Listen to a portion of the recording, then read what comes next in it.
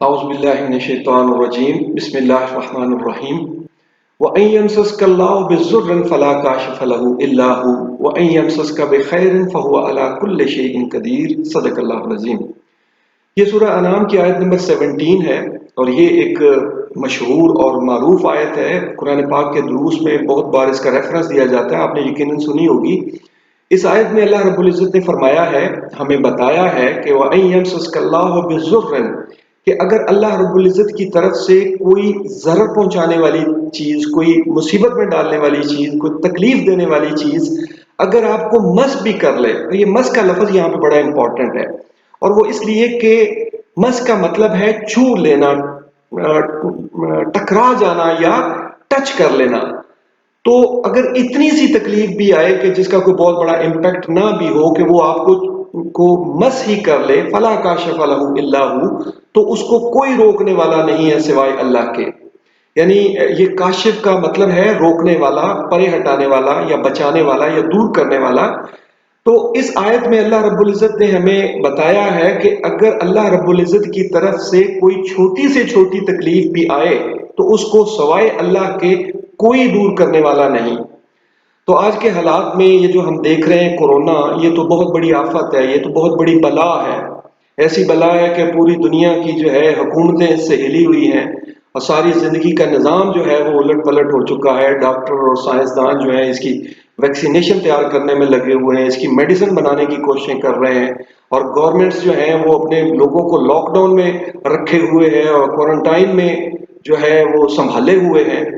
اور بہت سارے لوگ جو ہیں اس معاملے میں اپنے اپنے جو ہے وہ رائے دے رہے ہیں، مشورے دے رہے ہیں۔ تو ایک مشورہ میرا بھی سن لیجئے، اور وہ یہ کہ یہ جان لیجئے، یہ مان لیجئے کہ یہ اللہ رب العزت کا عذاب ہے۔ بہت سارے لوگ ہیں جو اپنے فلسفے دے رہے ہیں، کوئی کہتا ہے کہ یہ چائنا کی سازش ہے، کوئی کہہ رہا ہے کہ یہ رشیا یا امریکہ کی سازش ہے۔ یہ جو بھی ہے، یہ جو کچھ بھی ہے، یہ اللہ رب العزت کے حکم سے ہے، اللہ رب العزت کے اذن سے ہے، اور یہ تب تک رہے گا، اس کی ویکسین، اس کی جو میڈیسن ہے تب تک نہیں بن سکے گی۔ ہماری زندگیاں جو ہے تب تک نارمل نہیں آ سکتی جب تک اللہ رب العزت اس کی اجازت نہیں دیتے، جب تک اللہ رب العزت اپنی رحمت نہیں فرماتے۔ اور جہاں پہ ضرورت اس بات کی ہے کہ جہاں پہ ہم اتنے بڑے بڑے پلان بنا رہے ہیں، ٹائیگر فورس بنا رہے ہیں اور ریلیف فنڈ قائم کر رہے ہیں اور اتنی ہلچل مچا رہے ہیں، وہاں پہ ہمیں یہ بھی سوچنا ہے کہ اپنے رب کو کیسے راضی کیا جائے، اپنے رب کو سے کیسے معاملات درست کیے جائیں۔ اور اس کے لیے تو ایک ہی مثال ہمیں ملتی ہے قرآن پاک سے، کہ دو طریقے ہیں ایکچولی۔ ایک تو یہ کہ ہم اپنے رب سے سچی توبہ کریں، سچا استغفار کریں، اور توبہ صحیح معنوں میں توبہ ہونی چاہیے، بدلنے والی، خود کو بدلنے والی توبہ ہونی چاہیے، صرف ڈرامے نہیں ہونے چاہیے۔ اور وہ مثال حضرت یونس علیہ السلام کی قوم کی ہے کہ جب حضرت یونس علیہ السلام کی قوم پر جو ہے عذاب آیا، ان کے سروں تک پہنچ گیا تھا، تو اس قوم نے جو ہے وہ سچی توبہ کی اور اللہ رب العزت نے ان سے یہ عذاب ہٹا دیا۔ ایک تو سچی توبہ ہے، جو توبہ کرے گا اللہ رب العزت اس کو بچائیں گے، وہ ایک انڈیویجول ہو یا ایک پوری قوم ہو۔ اور دوسری بات جو ہے، جو دوسرا کام کرنا ہے، کوئی ایسا کام جو رب کی رضا کا ہو۔ اور اس سے پہلے، یہ دوسری بات کرنے سے پہلے میں چھوٹی سی ایک کہانی آپ کو سنانا چاہتا ہوں، کہ ایک کسان کے 4 بیٹے تھے، اور اس کسان نے جو ہے وہ بڑی محنت کی، ان کو پڑھایا، تو ایک ان میں سے پروفیسر بن گیا، دوسرا انجینئر بن گیا، تیسرا ڈاکٹر بن گیا، چوتھا کو بہت بڑا کامیاب بزنس مین بن گیا۔ تو ہوا کیا کہ گاؤں میں ایک دوسرے کسان کے بیٹے نے اس کسان کو تھپڑ مار دیا۔ تو وہ کسان جو ہے اپنے ایک بیٹے کے پاس گیا، اسے کہا کہ میرے ساتھ یہ واقعہ ہوا ہے، تو چلو حساب کرو اس کے ساتھ، میرا بدلہ لو اس سے۔ تو اس نے جو ہے وہ پڑھے لکھے نے کہا کہ ابا جی میں تو پڑھا لکھا آدمی ہوں، وہ جاہل ان پڑھ گنوار اور وہ یہ اور وہ میں اس کے لیول پہ آ جاؤں؟ آپ چاہتے ہیں کہ وہ میں بھی اسی کی طرح کا ہو جاؤں؟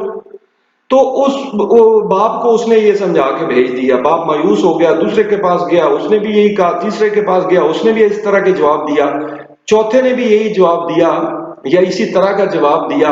تو وہ کسان چھت پہ چڑھ گیا اپنے گھر کی، اور گاؤں میں اعلان کرنا شروع کر دیا اس نے کہ کوئی 4 پڑھے لکھے لے لو، مجھے ایک ان پڑھ دے دو جو میرا بدلہ لے لے۔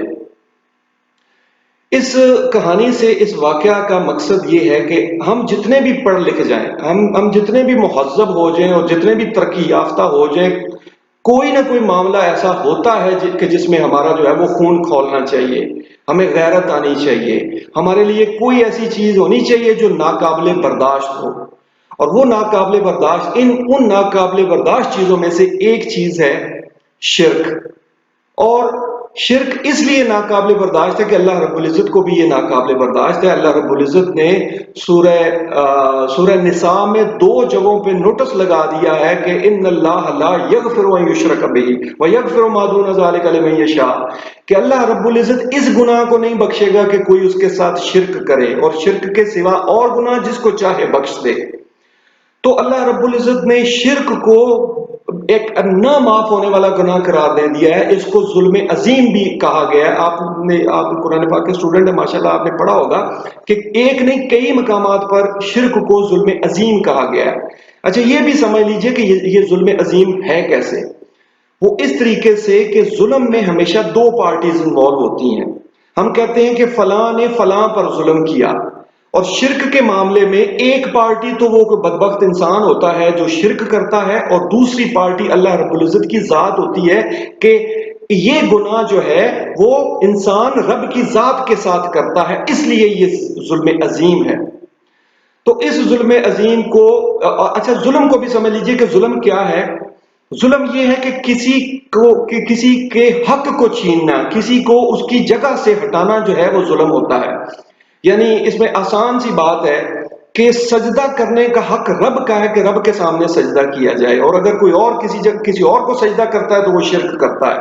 قربانی کرنے کا حق رب کا ہے کہ اس کے لیے قربانی کی جائے، کوئی کسی اور کے لیے قربانی کی جائے گی تو شرک ہو گیا۔ اور یہ دعا کرنے کا حق پروردگار کا ہے کہ اس سے دعا کی جائے، اور اگر کسی اور سے دعا کی گئی تو شرک ہو گیا۔ اب ہمیں پتہ ہے ان حالات کو ہم ہر کوئی سمجھتا ہے کہ کہاں شرک ہو رہا ہے۔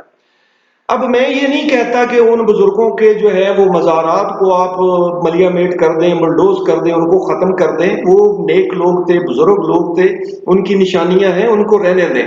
لیکن میں صرف ایک اتنی درخواست کر رہا ہوں کہ ان جگہوں پہ، ان درگاہوں پہ جہاں پہ کہ ہمیں شرک کا ڈر ہے کہ یہ شرک کے اڈے ہیں، کہ ان میں سے وہاں آنے والے لوگ جو ہیں وہ کم از کم 10-20% لوگ شرک کرتے ہیں، تو وہاں پہ میری درخواست ہے، میرا مشورہ ہے کہ اپنے رب کو راضی کرنے کے لیے وہاں آپ کیا کریں کہ ایسے دروس کا اہتمام کر دیں، ایسے علماء کو اپوائنٹ کر دیں کہ وہاں آنے والے جو لوگ بھی ہوں ان پر یہ لازمی ہو کہ وہ درس اٹینڈ کریں گے، اور ان درس میں بتایا جائے گا، ان لوگوں کو سمجھایا جائے گا کہ دیکھو یہاں پہ آئے ہو، ان بزرگوں کے لیے دعا کرو، ان کے لیے فاتحہ خوانی کرو، اور ان کے لیے دعا کرو، ان سے دعا مت کرنا، شرک مت کرنا، اپنا فرض جو ہے وہ نبھا دو۔